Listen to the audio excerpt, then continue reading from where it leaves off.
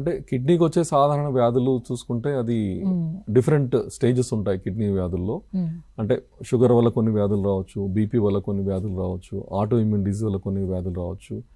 And వ్యాధి syndromic diagnose అంటాం. అంటే వివిధ రకాల కారణాలతో కిడ్నీ అన్నది దాని ఎక్స్ప్రెషన్ కొన్ని వ్యాధులతో కొన్ని ఎక్స్ప్రెషన్తో బయటపడుతుంటుంది. అంటే అది అక్యూట్ నెఫ్రైటిక్ సిండ్రోమ్ అంటారు. అంటే ఎప్పుడైతే కొంచెం కిడ్నీకి ఇన్ఫెక్షన్ వస్తుందో అది అక్యూట్ నెఫ్రైటిక్ సిండ్రోమ్. అంటే అది బీపీ పెరుగుతుంది, కాలవాపులు వస్తాయి, మూత్రం తగ్గిపోతుంది, మూత్రంలో బ్లడ్ రావడం అని జరుగుతుంది. దీని అన్ని సిండ్రోమ్ బట్టి అక్యూట్ నెఫ్రైటిక్ సిండ్రోమ్ ఒక వే ఆఫ్ ప్రజెంటేషన్.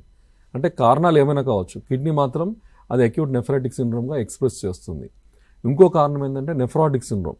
అంటే కిడ్నీలో ప్రోటీన్ ఎక్కువ లీక్ కావడం వల్ల కాల వాపులు రావడము, మొహం వాచిపోవడము, మూత్రం తగ్గిపోవడము, ఇలాంటి లక్షణాలు వస్తాయి. దీన్ని నెఫ్రాటిక్ సిండ్రోమ్ అంటారు. దీని కారణాలు డిఫరెంట్గా ఉంటాయి. అది డయాబెటీస్ వల్ల నెఫ్రాటిక్ సిండ్రోమ్ రావచ్చు, ఆటో ఇమ్యూన్ డిసీజ్ వల్ల నెఫ్రాటిక్ సిండ్రోమ్ రావచ్చు, అండ్ గ్లాములర్ డిసీజ్ వల్ల కూడా నెఫ్రాటిక్ సిండ్రోమ్ రావచ్చు.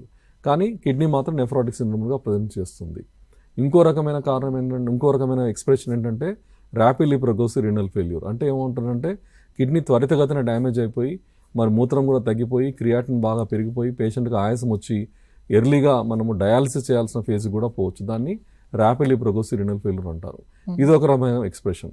ఇంకో రకమైన ఎక్స్ప్రెషన్ అంటే అక్యూట్ రీనల్ ఫెయిల్యూర్.